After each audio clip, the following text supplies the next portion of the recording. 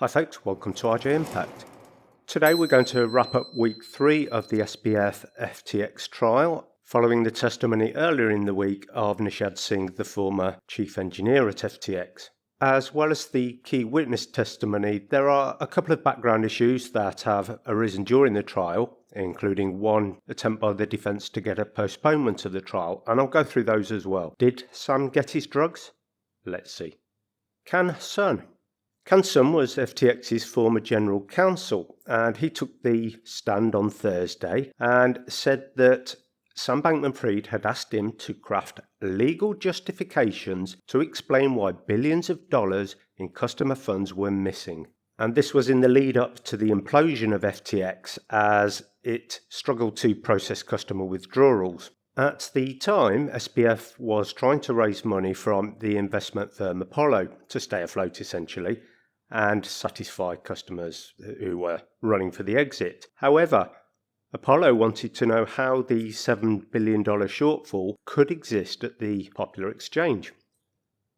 Another number. I should keep a track of how many different numbers are referred to as the shortfall. Obviously, there are different points in time that these are referenced, but 7 billion this time. Anyway, on being asked for these legal justifications, Sun said that there were no legal justifications, and this happened during a conversation when they strolled through the Albany.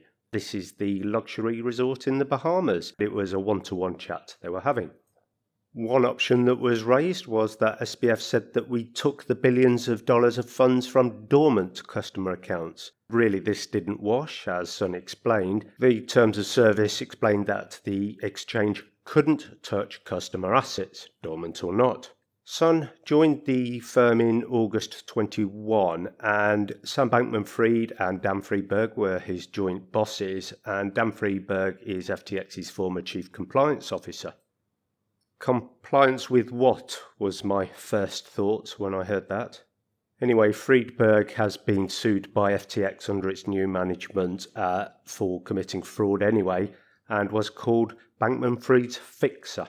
Some went on to say that there was a small loophole, as I've called it, for customers who enrolled in the spot margin trading that FTX offered, and apparently people who provided margin to cover their trades could have their money taken, potentially by FTX. But anyway, as he said, the facts didn't support a multi-billion-dollar hole in SBF's exchange balance sheet anyway. The most interesting point to me, at least, about this conversation, where they're trying to find ways of fleecing customers, and again, that's my word, is that Sam Bankman-Fried didn't seem surprised, and his responses were fairly muted. Is this someone who knew the game was up? Were my thoughts about that? We heard earlier in the week from Nishad Singh, who'd said that essentially he knew the game was up. Sun really did a compare and contrast between Bankman-Fried and Nishad. And in respect of Nishad, he said that it looked like his soul had been pulled away from him. He appeared pale and grey. Sun said that he was shocked that Alameda's trading positions couldn't be liquidated on FTX. In other words, FTX couldn't get the money back from Alameda. And he said he had no idea that it was a pivotal component of Alameda's alleged strategy that it could raid FTX customer funds. He was pushed to create what was so-called a delayed liquidation to apply to Alameda's positions. I'm not sure whether this was explained to the jury very well, but my understanding of this is that if FTX could say that Alameda's position was a long-term repayment, then FTX could somehow say that this was way off into the future and therefore didn't really apply to short-term liquidity issues it had.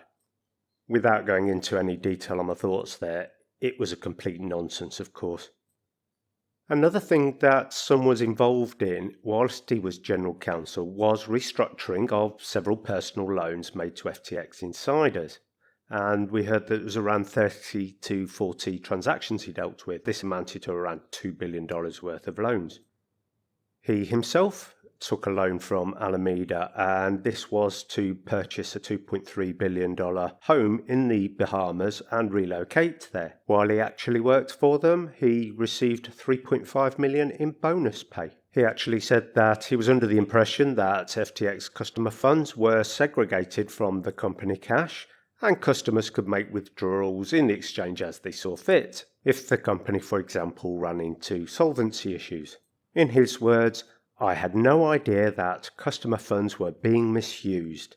Everything was unequivocal that FTX protects customer funds 100%.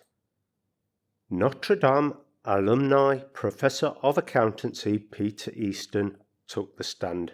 He specializes in financial statement analysis and found that FTX's digital wallets contained close to $5 billion in crypto when the industry boomed and Bitcoin's price was around $69,000. On the bigger picture, he said that in November of 2021, when crypto was peaking, FTX customers thought they were owed about $20 billion in digital assets, but according to him, they had about a quarter of that. There's much less money in the crypto wallets than there should have been, he said. He'd made an assessment of what had actually happened to customer funds directly, and he was able to do this by tracing the fiat currency inputs and crypto inputs to FTX from customers to what they were actually used for. The way that FTX worked was that when individuals deposited cryptos with FTX, they themselves would be given a wallet that they could see online, and behind the scenes, all of these individual wallets were pooled, so they were swept into one central wallet central wallets that FTX itself controlled. Okay, so there's nothing so far wrong with that, except when you find that, as Easton explained, at no point since January 2021 did FTX's digital wallets, i.e. the pool wallets, contain funds that matched the combined total of what was stated in customer accounts. And not just some rounding errors, this was consistently trailing by billions of dollars, he said. He said that less than a week before the implosion of FTX, the total account balances of FTX customers looked to be around $11.4 billion. In reality, the exchange's digital wallets contained just over $1 billion worth of crypto. He said, in the end, it must have been customer funds spent by Alameda, which had a total of 57 accounts on FTX that could all rack up negative balances. In May 2022, as an example, he said that Alameda's accounts had a negative balance of $12.6 billion. Interesting little side fact, Easton had been doing this sort of work to look at financial statements or penetrate them, as he said, for around 40 years. Which means he's been doing this work itself for longer than Sam Bankman-Fried has even been alive. Easton had actually worked on the Enron finances after that went bust in 2007. Oh dear, you do have to feel for the jurors, because it's been noted that several of them have dozed off during the defence's cross-examination of the prosecution witnesses. I wonder if that gives any opportunity for an appeal for a mistrial at any point in the future. Perhaps somebody with specific knowledge on that could leave a note in the comments below. I'd appreciate it. Thanks. Those were the two main witnesses on Thursday and Friday. There were a couple of others, but they were really there to introduce materials to the court, as far as I can tell, so I'll go into those. Tweets. We heard a little bit about Sam Bankman-Fried's controversial Twitter messages, as well as some of those from the celebrities that were endorsing FTX. For example, Shaquille O'Neal here.